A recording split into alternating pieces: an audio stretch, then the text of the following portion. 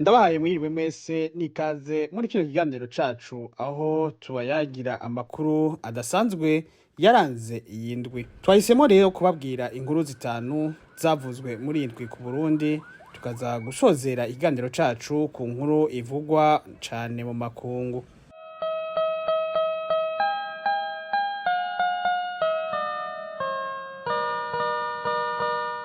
Mu gisata c'ubutunzi havuzwe cane iduzwa ry'igiciro c'isukari ya Sosumo.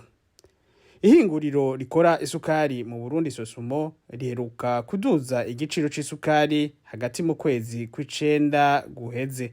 Ivyababaje abatari bake mu baguzi b'isukari. Umuyobozi wa Sosumo yasiguye ko igiciro cadugijwe kubera ko kw'isoko mpuzamakungu ibiciro vyaduze.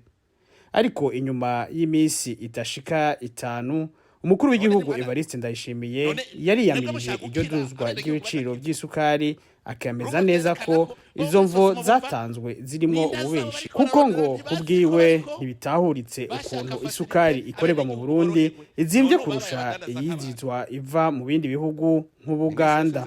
Akaba kandi yasavye ubushikiranganji bw'ubudandaji gukurikiranira hagufi ico kibazo.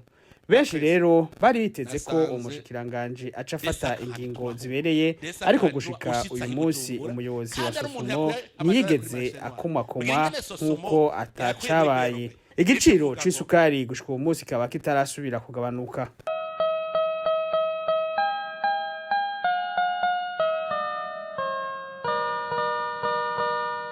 Mu gisata c'indero naho haravuzwe cane ikibazo c'ishure shingiro rya Gasenyi yambere yugarijwe n'ibibazo bitari bike.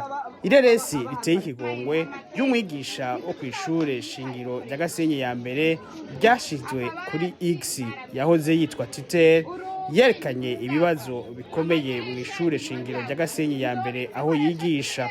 Abanyeshure bashika 170 ngo biga mu ishuri rimwe ritagira n'intebe, umwango n'amadirisha.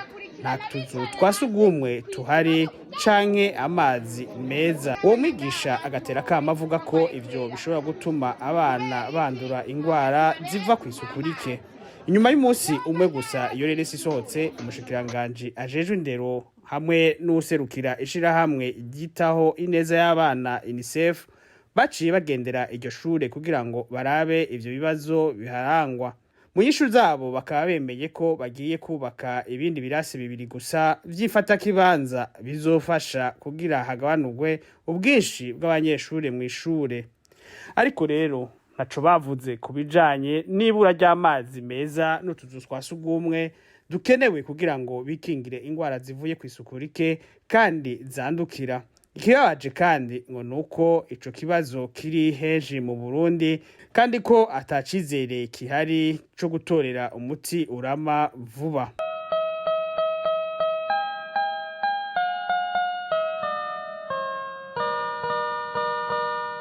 Mu nkuru kandi nyamukuru zaranze iyi ndwi mu Burundi, haravuzwe uwakoze ubugeni yambaye umwambaro wa karate bita Kimono. Iyo nkuru yaratangaje abatari bake mu ndwi turiko turasozera, aho umwe mu ndongozi yo muri Komine c'ibitoke yafunzwe yagirizwa ikosa ryo kuba yararaganishije abo bubakanye imbere y'amategeko umugabo yari yambaye umwambaro wa Kimono. Ivyo bikaba vyarashavuje umuhanuzi mu biro vy'umukuru w'igihugu ajejwe imico n'imico kama Jean-Claude Ndenzako ku rubuga rwiwe rwa X yahoze yitwa Twitter, akaba yavuze ko uwo mugabo atubahirije imico y'ikirundi.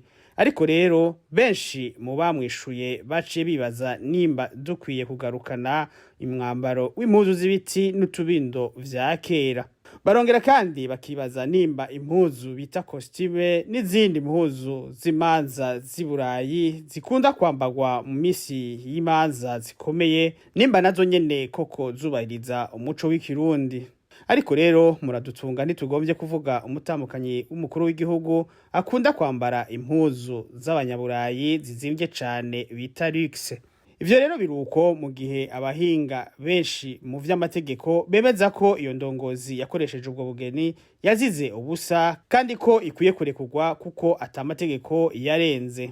Twamenyesha kandi ko atamisi ihaciye umushinga amateka Joki Chantal inkuru nziza nawe mu nama nshingamateka yavuze ko inyambaro z'abakobwa bakinye mu ihiganwa ry'umukino wa volley beach itubahiriza umuco w'abarundi. Abantu benshi bakibaza nimba abadutwara bazi koko ivyo barimwo, kuko abarundi bafise vyinshi biba hanze bikwiye gutorerwa inyishu vy'umwihariko.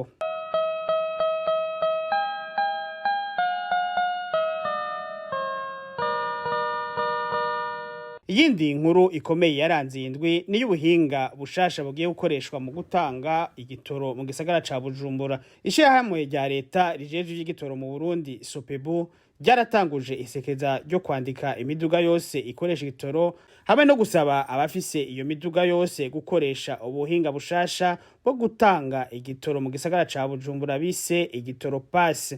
Iyo nayo ikazokoreshwa mu matelefone ngendanwa. Abantu benshi baribaza nimba vy'ukuri ubwo buhinga bwoba bukenewe canke koba ari uguhisha ko igitoro gikenye. Twizere ko ubwo buhinga bushasha buzotuma igitoro kiboneka, ariko nimba ico gitoro kidazoca kiboneka nta buhinga na bumwe buzotuma imiduga yiyunguruza.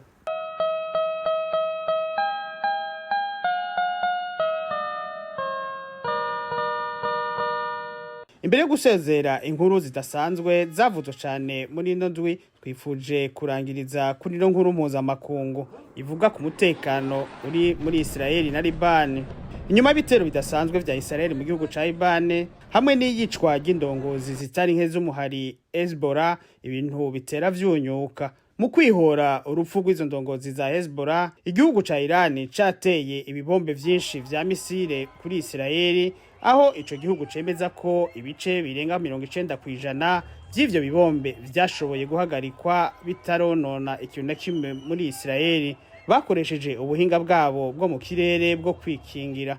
Ivyo bitero vy'urutavanako bikabandanya n'uyu munsi bishobora kukwegera intambara mu karere k'Abarabu kose, mbere bigatuma ingorane ziyongera ku isi na nyaburya isi yugarijwe n'ibibazo byinshi.